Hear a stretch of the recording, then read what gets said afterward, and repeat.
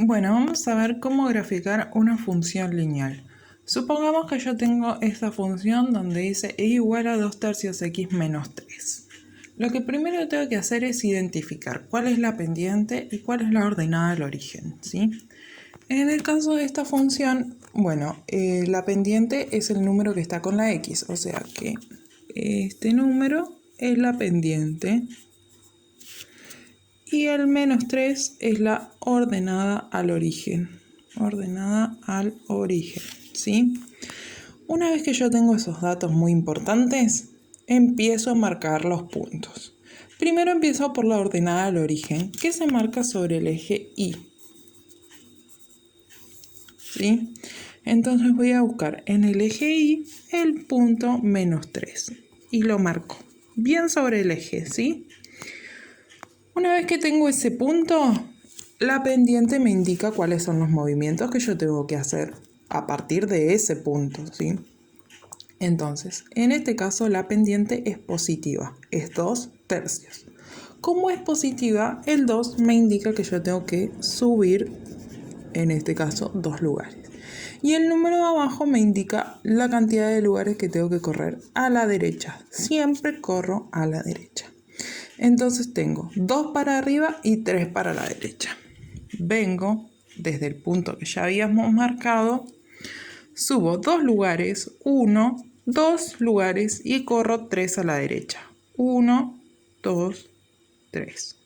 Y ahí marco el otro punto. ¿Sí? Luego, con una regla, voy a unir esos dos puntos. Y ahí quedaría la función. Fíjense que no es que uno los dos puntos de acá a acá, ¿sí? Que sea una recta que sobrepase los dos puntos. Entonces vuelvo.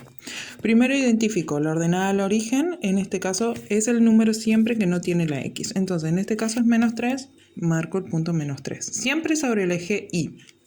A partir de ahí la pendiente me indica los corrimientos que tengo que hacer. En este caso 2 para arriba y 3 para la derecha. O sea que tengo 1, 2, 1, 2, 3 lugares. Y ahí uno los puntos. Veamos ahora otro ejemplo. Supongamos entonces ahora que tengo que hacer y igual a menos 4x, ¿sí? Esta función como que está incompleta, ¿sí? No tengo tantos datos como podía ver en el otro ejemplo. Pero sí los puedo completar yo. Nosotros sabemos que si yo tengo un número entero, abajo le puedo agregar un 1 y que eso no me va a modificar nada. Y que además, si yo le sumo 0, tampoco me va a modificar nada. Entonces ahora llegué a la expresión completa como la que tenía antes, ¿sí? Este valor es la pendiente y el 0 es la ordenada al origen. Y el 0 lo empiezo marcando sobre el eje Y. Recordemos que 0 es donde se cruzan los dos ejes y que es 0 para los dos ejes. 0 para el eje X y para el eje Y. Bueno, y entonces ahora, ¿qué me indica la pendiente? Que desde ese punto, como es negativo, tengo que bajar 4 lugares y correr 1 a la derecha, ¿sí? Entonces, desde 0 bajo 4 lugares. 1, 2, 3, 4. Y corro 1 a la derecha. Y marco ese otro punto. Y otra vez, con una regla, los voy a unir. Y ahí me quedó mi función lineal. Supongamos ahora que yo tengo una recta que dice y igual a 2, ¿sí? Que no hay ninguna x ni nada más, solamente un numerito, ¿sí? En ese caso, ese gráfico es una recta que es constante, ¿sí?